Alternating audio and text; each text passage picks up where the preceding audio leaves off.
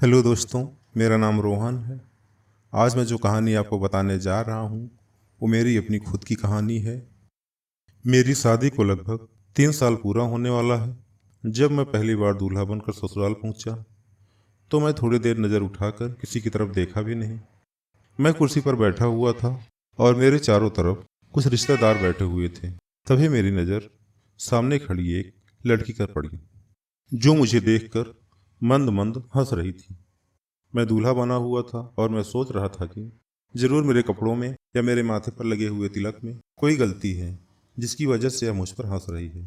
ऐसा सोचकर मैं अपने जीजा जी को अपने पास बुलाया और कहा, मेरे कपड़े तथा मेरे ललाट पर लगा हुआ टीका सही है या नहीं। तब जीजा जी ने जवाब दिया, सब कुछ सही है, एकदम मस्त लग रहे हो। इतने में वह लड़की मेरे पास आई और कहने लगी, जीजा जी आप बहुत हैंडसम लग रहे हो।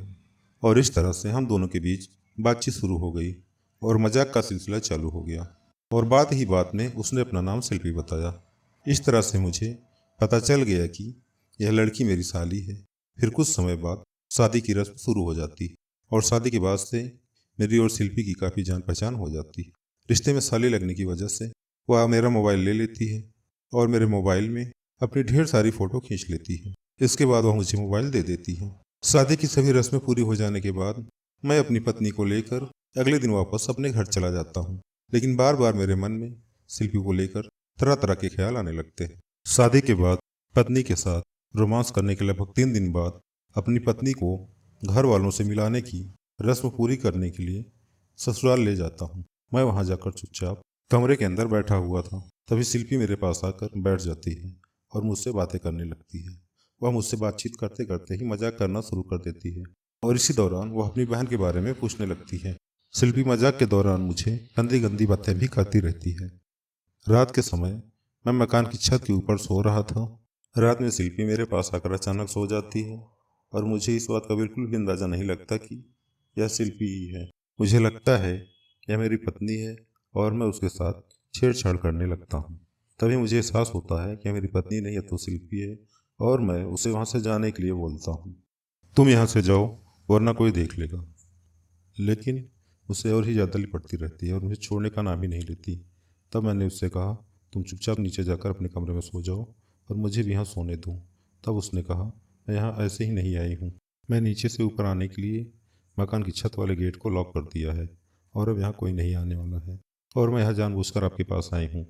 इतना सुनने के बाद मैं पूरी तरह से निश्चिंत हो गया और आराम महसूस करने लगा। फिर क्या था, काफ़ी देर तक हम दोनों के बीच रोमांस भरी बातें होती रहीं। उसके बाद शिल्पी मेरे गले से लिपट गई और अपने दिल की सारी बातें मुझसे कहने लगी। शिल्पी कहती है, जीजू जी आप मुझे बहुत अच्छे लगते हो, इसलिए मैं आपके पास आई।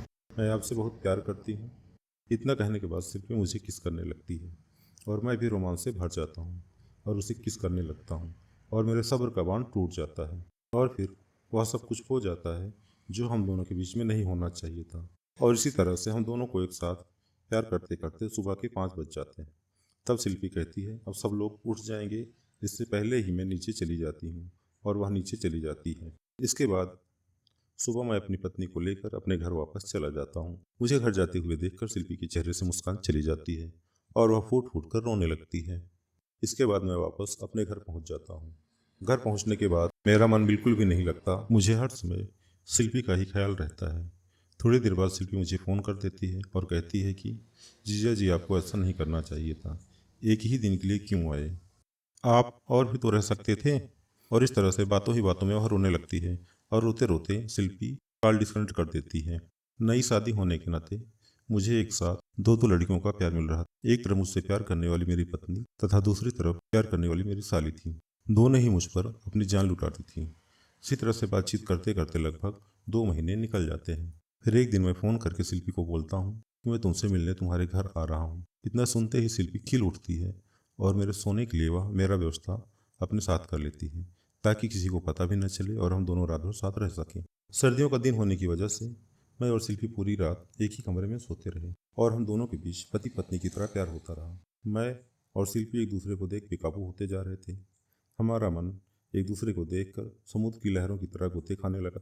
मैं स्पष्ट देख पा रहा था कि शिल्पी के मन में मेरे प्रति कितना प्यार है और वह एकदम लाल हो चुकी थी। उसके बाद मैं समझ चुका था कि हम दोनों की ख्वाहिशों को पूरा करने का यही सही समय है। तो फिर मैंने भी क्रिकेट खेलने की तैयारी शुरू कर दी और धीरे धीरे शिल्पी को अपने पास बुलाया। और पास बुलाने के बाद मैंने उसके साथ क्रिकेट खेलना शुरू कर दिया। मैंने उसे ऊपर से नीचे तक खूब मसला। उसके बाद उसने भी मेरे साथ खूब अच्छा प्यार किया। वह बेहद खुश थी। वह एकदम जन्नत सा महसूस कर रही थी। उस दिन मैं शिल्पी के साथ क्रिकेट की 3 पारियां खेली और तीनों ही पारियां बहुत लंबी चली। तीनों पारियां खेलने के बाद मैं और शिल्पी बहुत थक चुके थे। उसके बाद फिर हम दोनों चुपचाप सो गए और सुबह 5 बजे शिल्पी अपने कमरे में चली गई। दोस्तों, आज भी मैं शिल्पी से मिलने किसी न किसी बहाने उसके घर पहुंच जाता रहता हूं और हर महीने हम लोग कम से कम 2 बार मुलाकात जरूर करते हैं।